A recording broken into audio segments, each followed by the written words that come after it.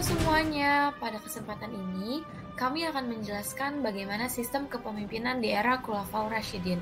Yuk tonton videonya sampai habis. Awal penyebaran agama Islam oleh Nabi Muhammad SAW terjadi pada 14 abad silam, tepatnya pada tahun 570 sampai 632 Masehi. Nabi mendapatkan wahyu Allah yang pertama disampaikan oleh malaikat Jibril pada 17 Ramadan 611 Masehi di Gua Hira utara Mekah. Ketika Muhammad meninggalkan gua, beliau mendengarkan suara dari langit yang berkata, اقرأ اقرأ باسم ربك الذي خلق خلق الإنسان من علق اقرأ وربك الأكرم الذي علم بالقلم علم الإنسان ما لم يعلم. Pada wahyu kedua, Nabi diperintahkan untuk menyeru manusia kepada satu agama, dengan kata lain perintah bagi Nabi untuk mulai berdakwah. Nah, Nabi menjalankan perintah dakwahnya selama 23 tahun di dua kota, 13 tahun di Mekah dan 10 tahun lagi di Madinah. Mekah adalah kota perdagangan yang kaya dan tempat lahirnya penyembahan berhala di kalangan suku Arab. Sebelum masuknya Islam, kebanyakan kaum Arab beribadat dengan cara melakukan penyembahan berhala dan mereka menjadikan Ka'bah sebagai pusat peribadatan mereka. Mekah sepenuhnya telah dikuasai oleh kaum Quraisy. Pada saat Nabi berdakwah di Mekah, Nabi ditolak habis-habisan oleh kaum Quraisy karena apa yang telah mereka yakini dari lama sudah mengakar dan menjadi keyakinan mereka dari zaman nenek moyang. Contohnya, para pemahat dan penjual patung. Mereka merasa datangnya Islam akan menghalangi mata pencarian mereka yang mana sangat bergantung pada apa yang telah mereka yakini pada masa itu. Dari respon kaum Quraisy inilah yang akhirnya menghambat dakwah Nabi karena akan beresiko dan bahkan mengancam keselamatan nyawa Nabi. Sehingga pada akhirnya Nabi harus melakukan sistem dakwah yang lain, yakni dakwah yang dilakukan dengan cara sembunyi-sembunyi dan terang-terangan. Pada masa awal kerasulan, beliau melakukan dakwah secara sembunyi-sembunyi atau bersifat siriyah di lingkungan sendiri dan di kalangan rekan-rekannya selama 3 tahun. Orang yang paling pertama menerima dakwahnya adalah istri beliau sendiri, Khadijah, kalangan pemuda atau sepupu beliau, Ali bin Abi Thalib, dari kalangan budak beliau, Zaid bin Haritsah, dan sahabat dekat beliau, Abu Bakar Asy-Siddiq. Merekalah yang dikenal sebagai As-Sabiqunal Awwalun, artinya orang generasi pertama yang menerima Islam. Selanjutnya Madinah, akhir masa kerasulan. Nabi Muhammad meninggalkan rumahnya pada malam 27 Syafar untuk melanjutkan dakwahnya. Hijrah Rasulullah ini dari Mekah ke Madinah merupakan kehendak dan perintah Allah agar penyebaran agama Islam menjadi lebih pesat lagi. Selama 13 tahun Rasulullah berdakwah di Mekah, Nabi banyak mengalami pertentangan dan permusuhan. Namun berbeda di Madinah. Masyarakat Madinah menyambut kedatangan Nabi dengan sukacita dan berbondong-bondong memeluk agama Islam. Oleh karena itu, Islam lebih cepat berkembang di Madinah. Proses pengangkatan Khulafaur Rasyidin. Pertama, proses terpilihnya Abu Bakar Asy-Siddiq. Beliau merupakan kepala negara dari Al-Rasyid kedua di Madinah. Pasca kepemimpinan Muhammad, fakta historis menunjukkan bahwa beliau dipilih berdasarkan ijma' ummah atau kesepakatan umat yang ada di Saqifah Bani Saidah. Adanya propaganda Nabi palsu Musailamah Al-Kadzdzab yang semakin menjadi. Mereka berasal dari Yaman dan mendapat dukungan dari Bani Hanifah hingga ia berhasil mengumpulkan ribuan pengikut. Dan dari sinilah perang Yaman melibatkan pasukan muslim dan pasukan muslimah perpecahan.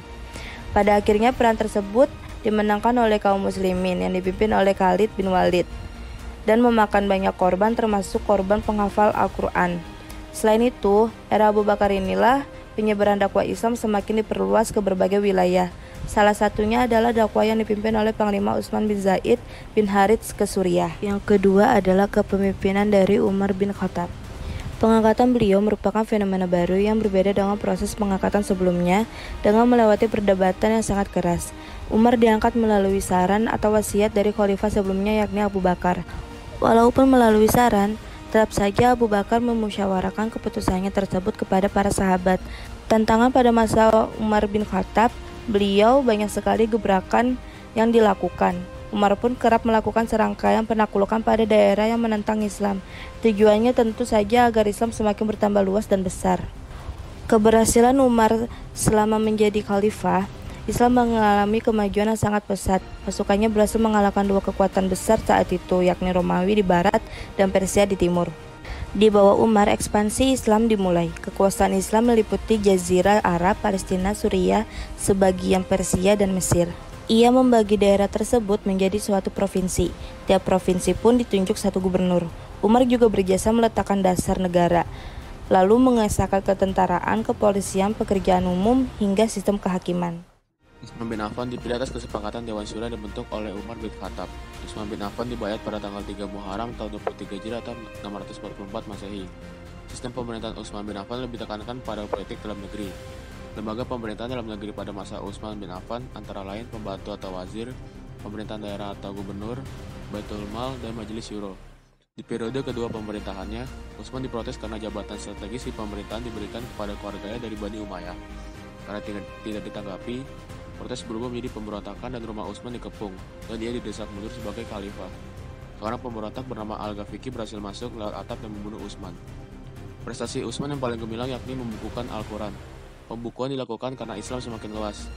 Dikarenakan ada perbedaan bacaan dan dialek dalam melafalkan Al-Quran, Utsman membentuk panitia pembukuan Al-Quran. Al-Quran kemudian digandakan dan dikirim ke Mekah, Suriah, Basra, Kufah, dan Madinah. Ali bin Abi Thalib dibayat oleh kaum muslimin setelah Utsman bin Affan terbunuh. Peristiwa itu berlangsung pada 25 Zulhijjah 35 Hijriah di Masjid Madinah. Ali bin Abi Thalib terkenal berani dan tegas dalam menjalankan tugasnya, dalam menegakkan keadilan dan menindak segala macam kezaliman dan kejahatan. Masa pemerintahan Ali penuh dengan cobaan. Terjadi pertempuran hebat yang dikenal dengan nama Perang Jamal. Ali awalnya ingin menghindari perang tersebut dengan cara mengirim surat ke Talha dan Zubair untuk keduanya mau berdiri dalam menyelesaikan perkara. Namun keduanya menolak dan terjadilah perang tersebut. Keberhasilan di masa Ali bin Abi Thalib yaitu untuk menghindari kesalahan fatal dalam bacaan Al-Quran dan Hadits, Khalifah Ali bin Abi Thalib memerintahkan Abu Aswad Ad-Duali untuk mengembangkan pokok-pokok ilmu Nahwu, yaitu ilmu yang mempelajari tata bahasa Arab.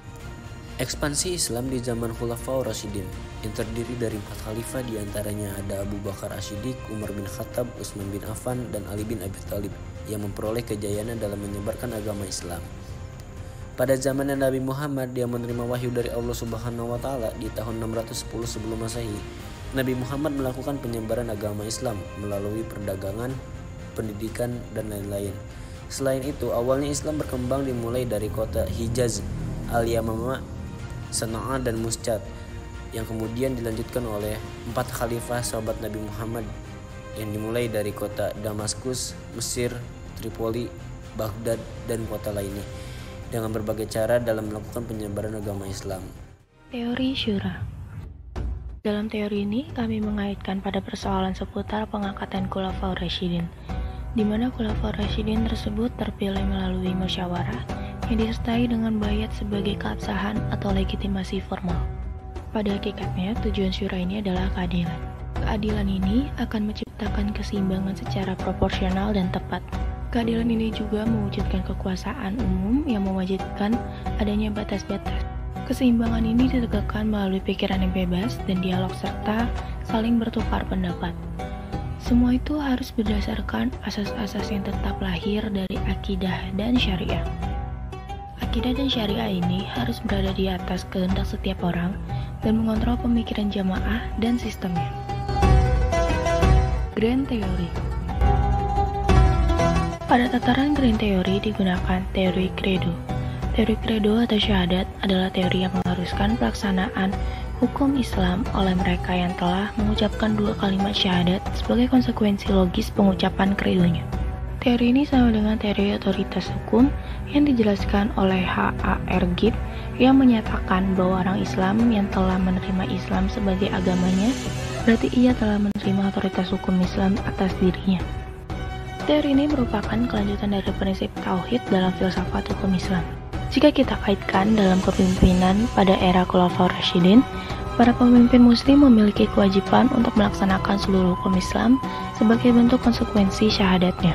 Pemilihan pemimpin dalam Islam tidak disebutkan di dalam Al-Quran maupun Sunnah Nabi, sehingga terbuka bagi hukum Islam untuk menggunakan mekanisme yang ada. Selama dalam pemilihannya tidak bertentangan dengan dalil dari Al-Quran dan As-Sunnah yang syahih dan juga nilai-nilai Islam. Nah, itulah tadi penjelasan mengenai sistem kepemimpinan di era Khulafaur Rasyidin. Jangan lupa like dan komen ya semuanya. Terima kasih.